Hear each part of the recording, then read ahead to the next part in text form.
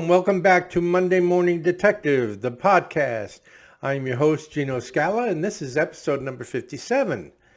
Today, we're going to discuss the Rachel Morin homicide, which I believe is going to end up being a serial killer as a suspect, and I'll explain why.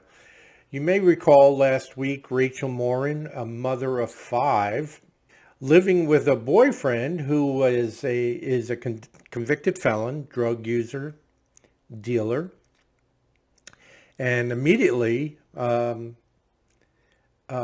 suspicions ran to him, as you most likely would when you find out that she took off somewhere in the early evening to go for a jog, and she's found dead.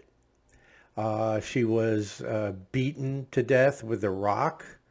It was a very gruesome crime scene, and the people who found her at this very popular hiking trail called the Ma and Pa hiking trail in Maryland, in Harford, Maryland, Harford County, and they described it as she was unrecognizable. So it was a very horrible, gruesome crime scene.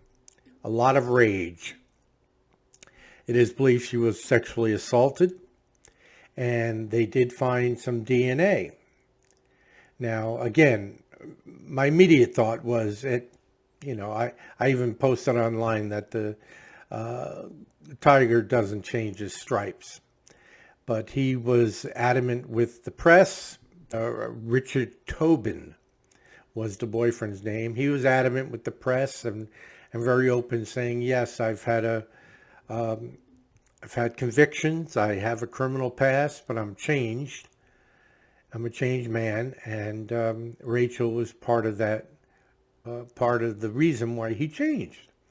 So he was very much in love. They did live together, but still, I thought he was involved. Well, lo and behold, they ran the DNA and it matched a case, a sexual assault, a home invasion sexual assault case that occurred in California. That's 3,000 miles away.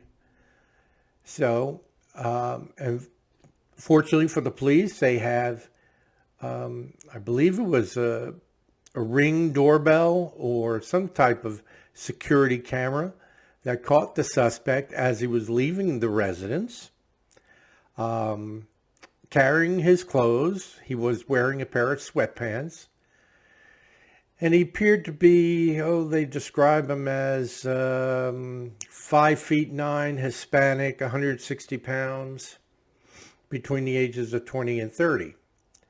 They describe him as having a muscular build, although he didn't look all that muscular to me. Thick, but not much. But what's odd, obviously, is that we have DNA 3,000 miles apart. The same suspect. Now, obviously, he has reasons to be in those two areas, friends or relatives, so they'll be looking into that angle. Interesting about the California video, he was escorted to the door, and the door was closed behind him. So the victim, I'm going to assume that person that escorted him was the victim of the home invasion and sexual assault. I think if she knew him by name, the police would have released that information. It's possible that, he committed the home invasion, committed the sexual assault, and then she was submissive in allowing him to leave and then locked the door behind him with perhaps the promise that she wouldn't call the police or something along those lines, which obviously she did. Now, that situation took place first, and I'm not quite sure how long before, but I get the feeling it's only been a couple of months before this rape and murder that took place in Maryland of Rachel Morin. And you have to believe that this suspect has done this type of crime before.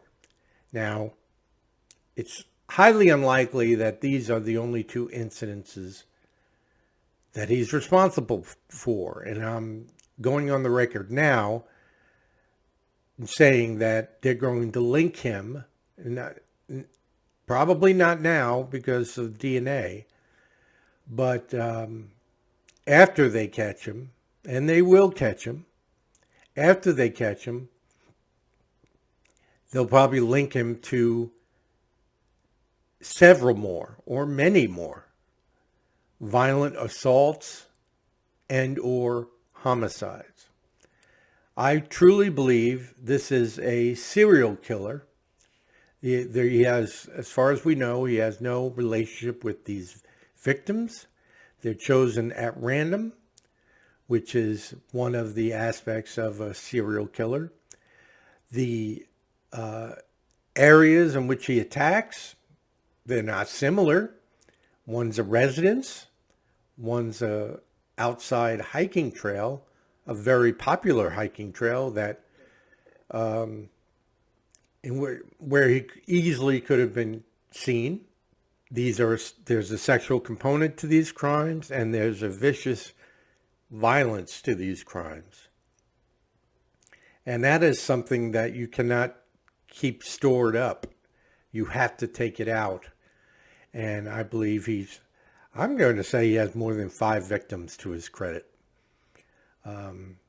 He may be fairly new at this, but if left unchecked, he will continue to do so. And I believe that he will commit another crime, and it's during that crime that he's captured, either directly after or actually during the commission of.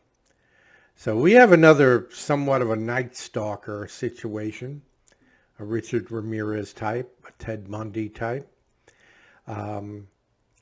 And how and why that one victim in California was left living, that may have been his first attempt, and he did not graduate to murder. Sexual assault was his limit there. But it is a very sad situation for Rachel and her family of 5. I hope law enforcement catches this guy very, very quickly. And that'll do it for episode 57 of Monday Morning Detective, and we'll talk to you next time. Have a great day.